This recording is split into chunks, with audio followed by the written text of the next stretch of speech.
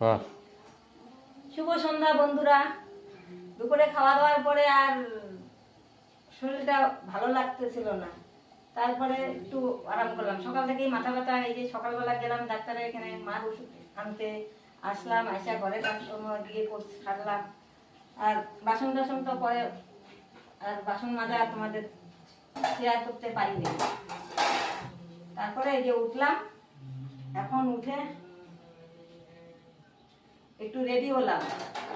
তার মানে এই যে আমাদের যে ভাইয়ের বাড়ি যে যাবো, মাসির বাড়ি, ওদের বাড়িতে আর কি আজকে যাইতে বলছে। তো আজকে জন্মাষ্টমী, ওই উপলক্ষে আর কি যাইতে বলছে। তার দিদি এখন সন্ধ্যা টন্ধ্যা দিল, যাই যাইতে বলছে।